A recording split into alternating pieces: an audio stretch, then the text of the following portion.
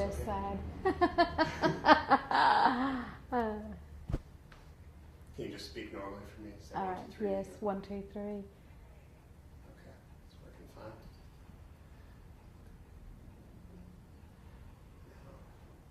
And I'm then actually going to stand over here and you can just talk to me so you can ignore the camera. Oh, all right. Okay. Okay. You just look right here for 1 second. I'm just going to see. Make sure Oh, that your okay. glasses aren't reflecting too much. Okay. All right. Now just talk to me. All right. Okay. Let's have a conversation. Start off. Can you tell me your name, where you're from, and what you do? Okay. My name is Mary Ludwick, and I currently live in Farmers Branch, Texas, and I'm a school librarian. Okay. Where are you from originally? Where were you born? I was born in Alvin, Texas, which is in Brazoria County outside of Houston. And in 1963, I was attending Texas Women's University in Denton, Texas.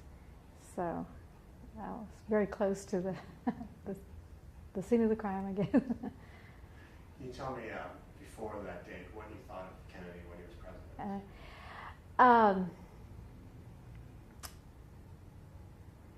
My family actually did not support his campaign, and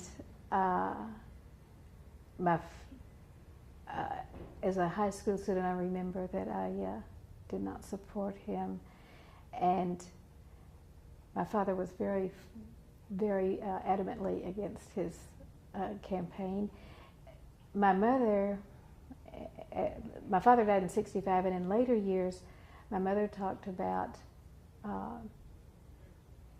kind of wishing she had supported him or something. And I remember once I made the comment to her, and I said, well, you know, you could have gone in the voting booth and voted for whoever you liked. You didn't have to tell Daddy who you voted for. And she gave me this very funny look, and I've often wondered if that's what she really did, and I found her secret out or whatever. But she was a strong kind of independent woman, so I'm surprised that she wouldn't have been open about it, but maybe, you know, time changes people and so forth, but that was that. Let me just fix one thing. Okay. It's a little too much. I don't know if the camera can, but I can. So Oh, okay.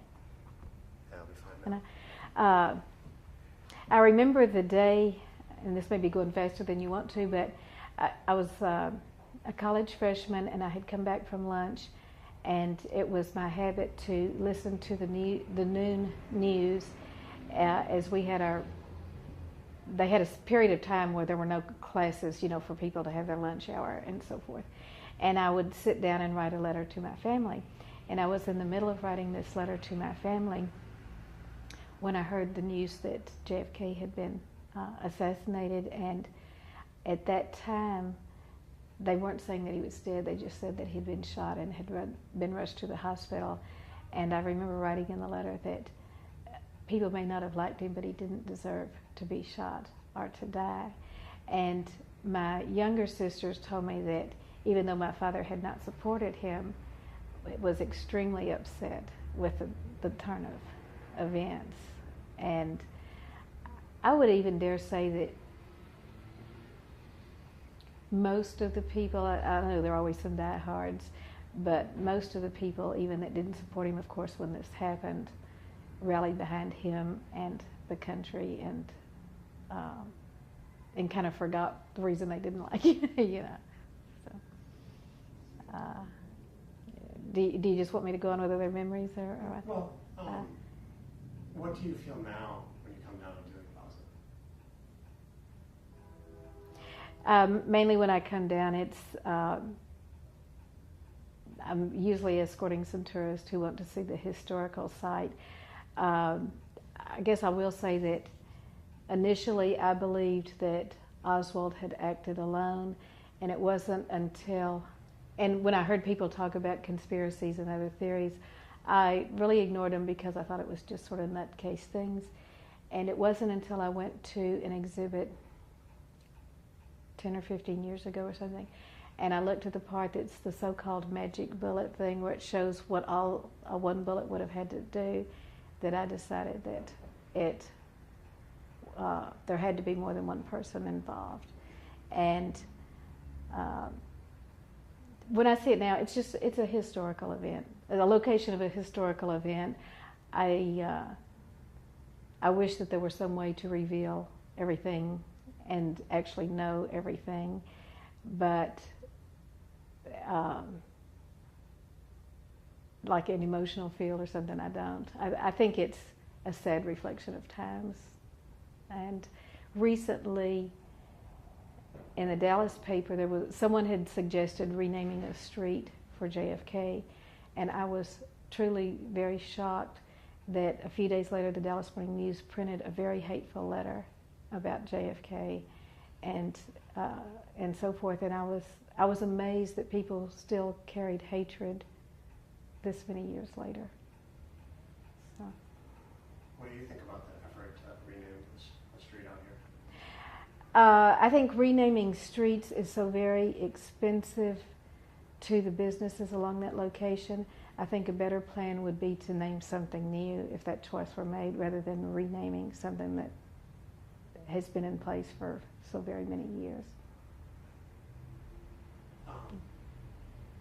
Going back a little further in time, do you know anything about G.B. Dealey, George Bannerman Dealey? No, other than the things that I had to learn as a local person and a school teacher, and would bring children down to here into Old City Park. So I've read about John Neely Bryan and how they chose the name Dallas and that sort of thing. But what about this Dealey, the one that the statues for out here? George Bannerman Dealey. Complete lack of knowledge. Is he related? Is he the father to John Neely or something, or what? No, is he the newspaper guy? He started the Dallas Morning News. Okay. Well, there we are. We're all fooled. So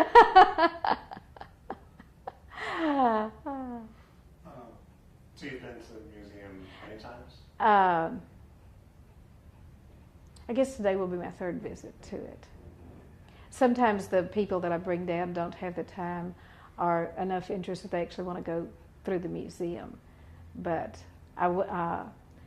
when my son was in high school, he and I became real interested in reading all these books about things. And so we visited it. And then I've brought a couple from Russia that were very interested, and I think read every plaque up there. And today I'm bringing 2 Canadians that are very interested in seeing everything. And so what is your feeling about the museum? How do you think they did? It's okay. As I recall, it doesn't include a lot of the conspiracy theories. It was pretty much going with the JFK Oswald bent, but yet it gracefully threw in some other ideas, I guess is the best way to say it, and didn't totally ignore them. And it, as I said, I believe it was, well, I'm not sure, because at one time there was an alternative museum in the West End that I went and visited also, so I can't promise which place I saw the bullet. Is it in this one, do you know? I think they go in the background. Yeah.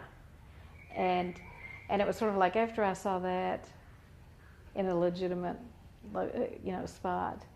And I know that Congress, a number of years ago, had another analysis and came up with that it was not a lone assassin, but everybody ignores that.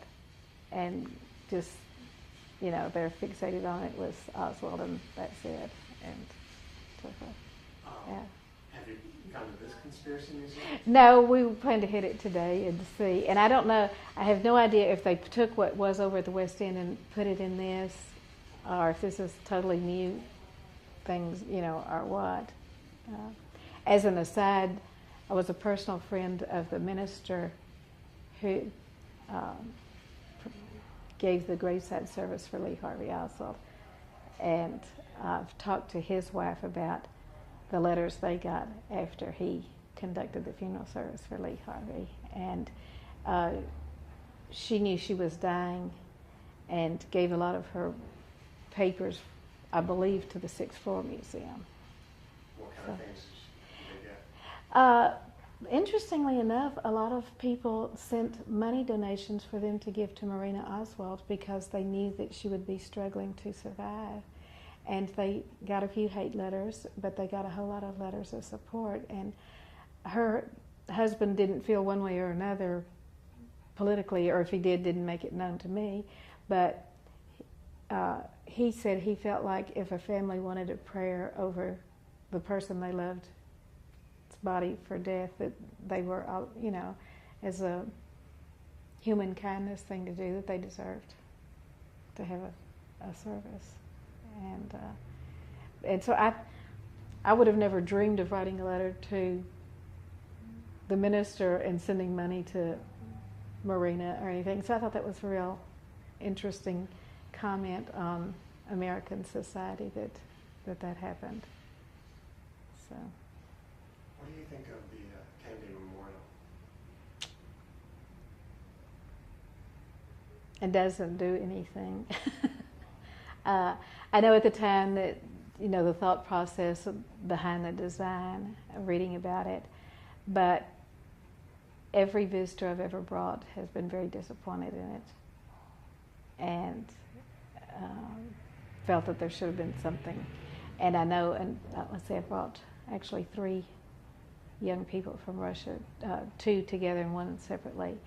And one of them was extremely disappointed that there was not a statue of JFK.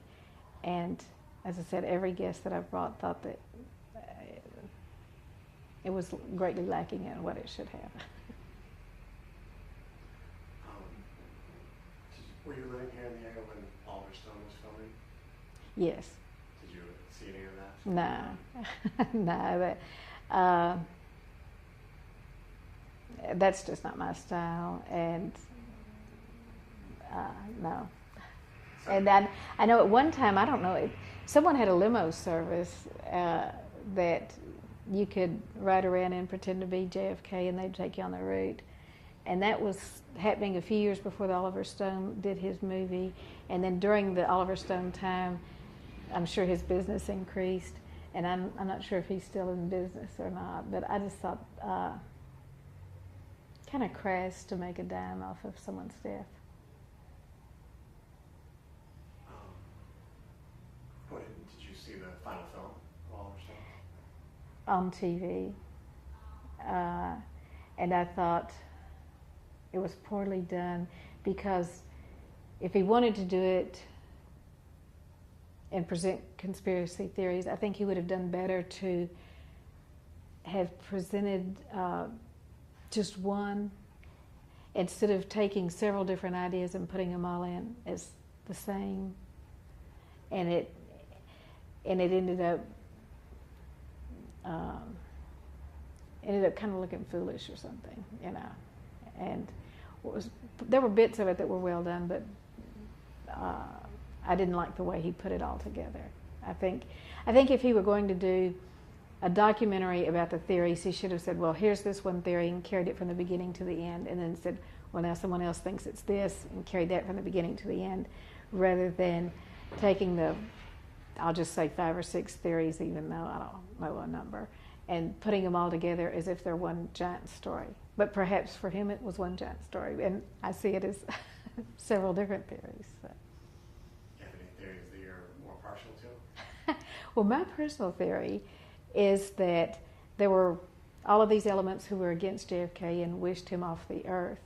And I think that they converged here simultaneously, and after it became known that he was going to be in an open air car, I think they all saw their chance, and I think at least 2 of them took their shot, if you will, both literally and figuratively, and that's why no one story holds true, because if you go with Lee Harvey Oswald, then there are things that don't make sense. And if you go with this idea, then there are things that don't make sense. And the third one, and so that's why I kind of think that it so happened that more than one happened simultaneously. So they weren't working together, they each had their own plan. That's what I think. But, what do I know? I haven't, I've just read a few books, and And I think, well, then why hasn't someone else, if I'm so smart, why hasn't someone else seen this idea? So it's probably as crazy as theirs. So then do you think the Warren Commission was just kind of fabricated, or? Well, as I recall, the Warren Commission came out that Lee Harvey Oswald acted alone, and subsequently the U.S. Congress, who has access to more details than I ever would, said no, that there was surely someone else beyond him. And that's what I believe, that there was at least either someone helping Lee Harvey, and there were actually two, in that organization there were more than one person, or it was two different groups who happened to do their thing at the same time. And I don't know that the subsequent congressional committee ever identified who they thought the other might be. They just said others other than Lee Harvey. And that's what I believe, that someone that Lee Harvey either very surely was involved, or someone sure had set him up to make it look like he was the guy involved, but that there were others of some nature involved in doing the crime. So do you think the Warren Commission was done in good faith? Would you say accurate, or? Possibly for the times, and possibly because they uncovered things that they didn't want the general public to know. Because I don't think that our government, I know that our government doesn't always tell us the complete truth about everything. And that there are things working politically in probably almost every instance that we're, as a nation, involved in, that the general public's not made aware of. And I have no personal theory on what they would or wouldn't be hiding, but I don't.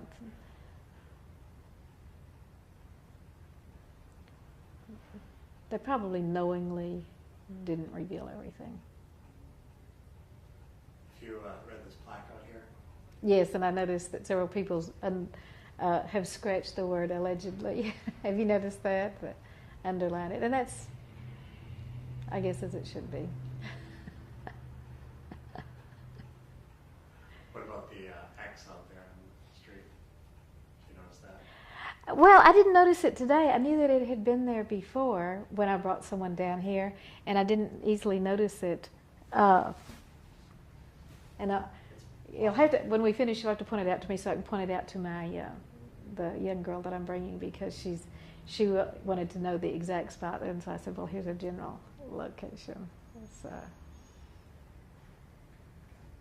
Do you have any thoughts on what the world would have been like if Kennedy had lived?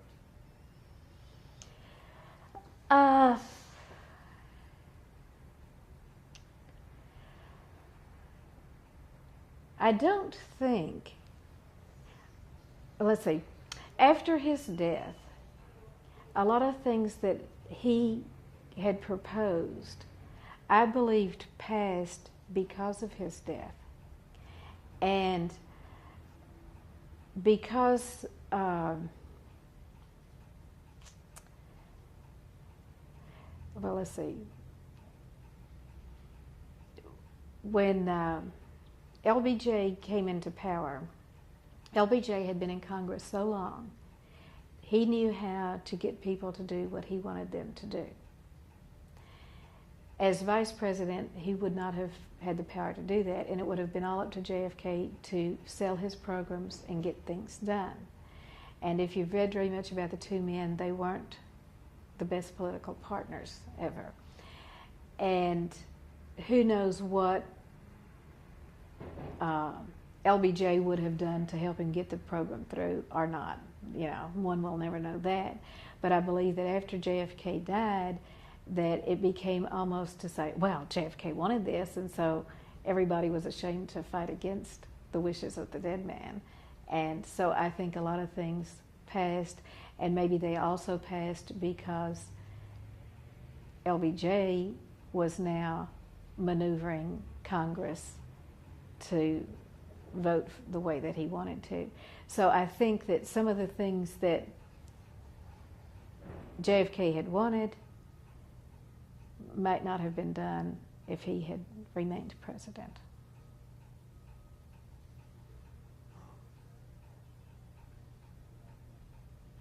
Do you think that in the future people will continue to come to Dealey Plaza? Yeah. Oh. 50 years? Oh, yes. Lincoln's been dead, what, 150 years? And people still go there.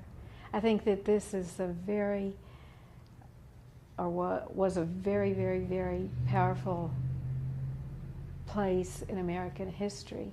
And historians and political aficionados will continue to revisit and restudy it as long as we have a country. And maybe even after, you know, should our country collapse, I think then they might revisit it and, you know, analyze the corpse. One thing to go back to, you were talking about the day that actually happened. You heard that. Then the rest of that weekend, did you spend it watching television? Yes. As I said, I was a freshman in college. My roommate was from Wisconsin. When we heard the news, everybody was just traumatized and struck dumb. Classes were canceled, of course.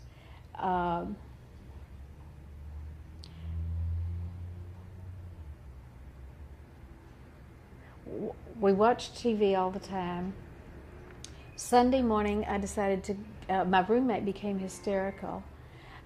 I thought her reaction was, even back then, I was shocked at her reaction because she was sobbing and crying as if it had been her closest family member. And she said she'd never known anyone who died. I'm from a very large family, and I had attended family funerals and so while I was upset, I was grieved about it, but I wasn't reacting as if it had been a personal family friend. And I remember kind of worrying about her reaction, and I don't remember now if there were any. I think it was too soon for any kind of a memorial or anything. But Sunday morning I went to church with her because her church was going to say something or do something, or I just went as comforting her or something. But I remember we came back from church and walked into the dorm and either actually saw the shooting of Lee Harvey live, because I don't think they had instant replay in those days. And then it was kind of a scary feeling about what's happening to our country and what is going to happen, and are we going to be in what will really eventually be a revolution, or just it was a very unsettling feeling. And now, to tell you the truth, I can't remember when we resumed classes at TWU, and I don't remember a memorial service, but there must have been something done. But I don't remember that. It was all kind of surreal sort of times and things happening.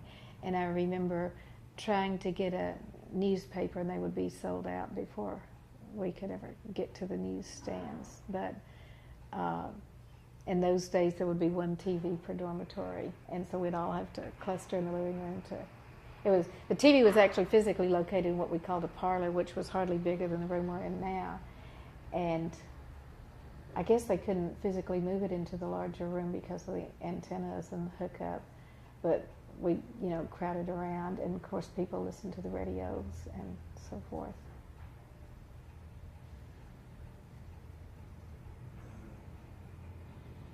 I think that was my general questions. Oh, if you don't mind, do you have any political leanings, persuasions yourself? I consider myself an independent. My family's always been very interested in politics and talk about who's running and pros and cons of things. I'm very liberal on some things and more moderate on others. moderate, I guess, is as close as I get to the right.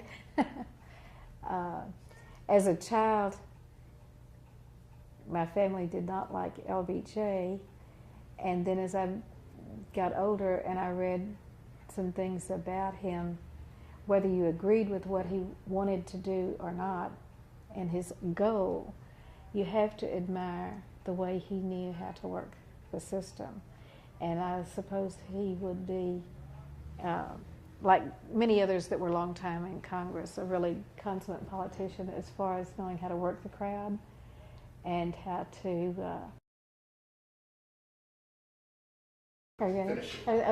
I've had people say to me, well, the trouble with you is you're too much of a Republican, and I've had other people say, well, the trouble with you is you're too much of a Democrat. So I think I must be still, balancing the terms, but I suppose all in all, I guess I would have to be more now politically aligned with the Democratic Party than what's happening with the Republican Party.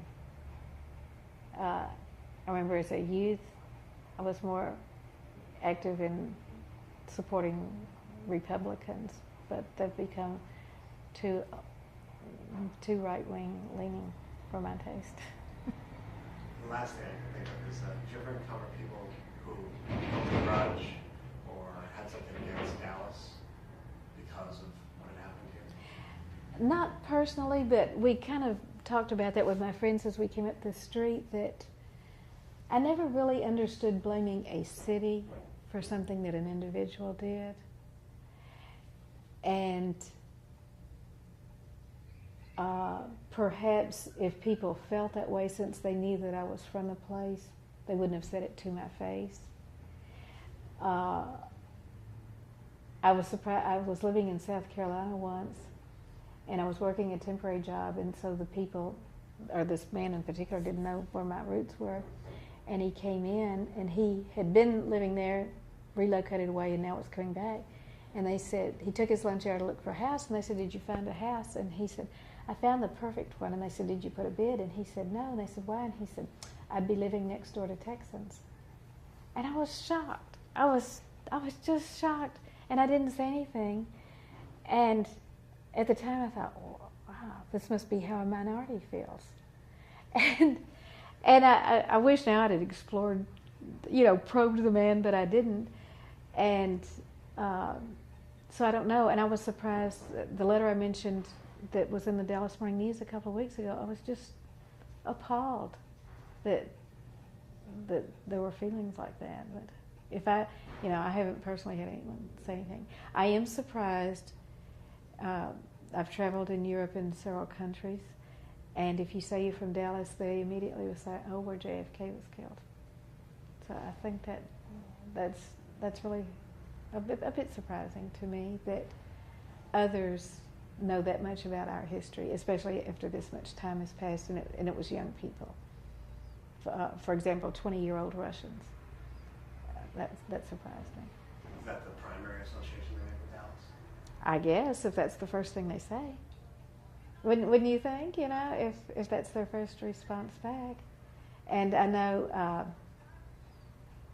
I met up with some people in Switzerland, actually distant relatives, and we were meeting them for the first time, and so I'd taken along some picture postcards from Dallas.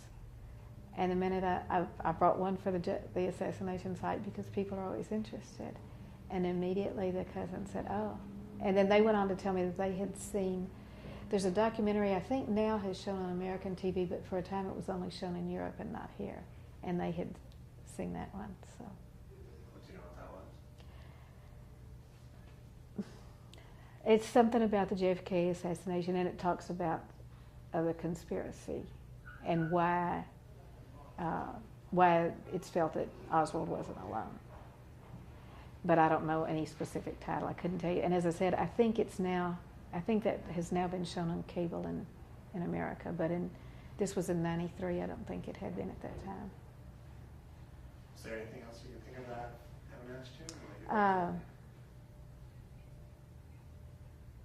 I don't know, other than just the fact that, like I said, the things that kind of stick with my mind are the intense weeping that my roommate did, as well as, you know, some others in the dormitory, and how that surprised me. And I've wondered over the years if it was because, would I have reacted differently if I had supported him in the campaign? I don't know. But, and it was an unsettling time. So I think that's it. So, well, thank you very much.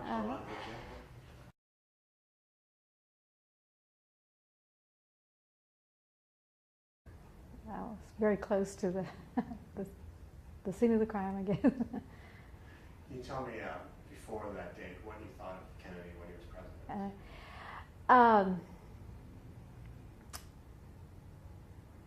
My family actually did not support his campaign, and as a high school student, I remember that I did not support him, and my father was very, very adamantly against his campaign. My father died in '65, and in later years, my mother talked about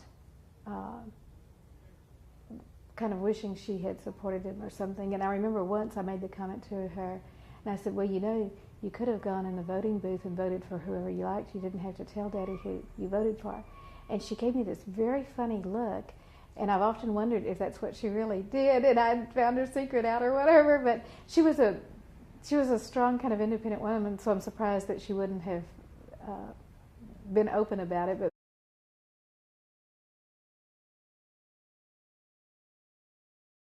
best side. Can you just speak normally for me? Say All 1, right. 2, 3. Yes. 1, 2, 3. Okay, it's working fine.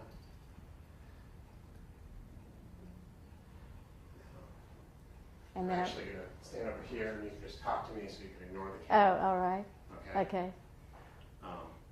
You just look right here for 1 second. I'm just going to see. Make sure Oh, that your okay. glasses aren't reflecting too much.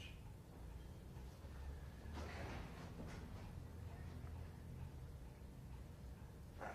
Now just talk to me. All right. Okay. Let's have a conversation. Start off.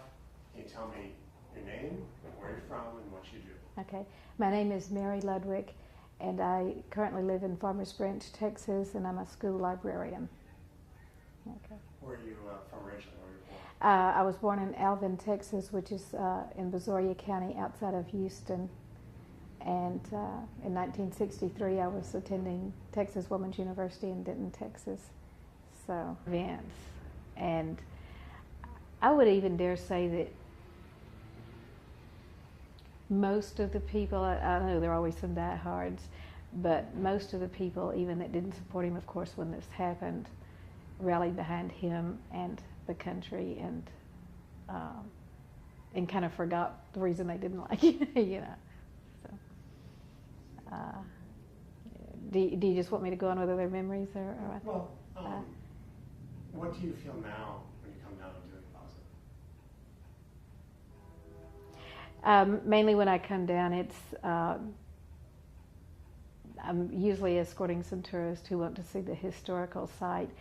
I guess I will say that initially I believed that Oswald had acted alone, and it wasn't until, and when I heard people talk about conspiracies and other theories, I really ignored them because I thought it was just sort of nutcase things.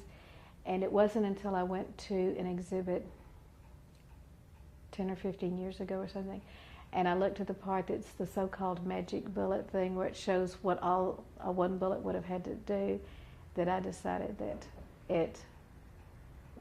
there had to be more than one person involved. And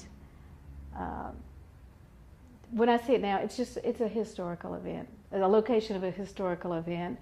I wish that there were some way to reveal everything and actually know everything, but like an emotional field or something, I don't. I think it's a sad reflection of times.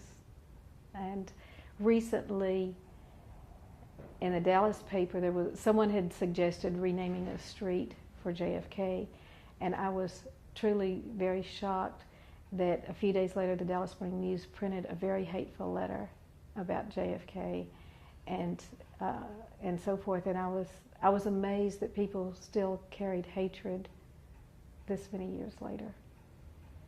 So. What do you think about the effort to rename the street out here? I think renaming streets is so very expensive to the businesses. Maybe, time changes people and so forth, but that was that. Let me just fix one thing. It's a little too much. I don't know if the camera can, but I can. So Okay. That'll be fine now.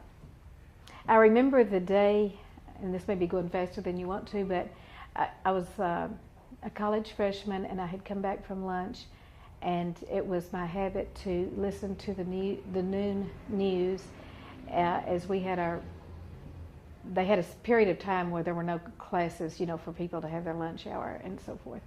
And I would sit down and write a letter to my family. And I was in the middle of writing this letter to my family when I heard the news that JFK had been assassinated. And at that time, they weren't saying that he was dead. They just said that he'd been shot and had been rushed to the hospital. And I remember writing in the letter that people may not have liked him, but he didn't deserve to be shot or to die. And my younger sisters told me that even though my father had not supported him, was extremely upset with the turn of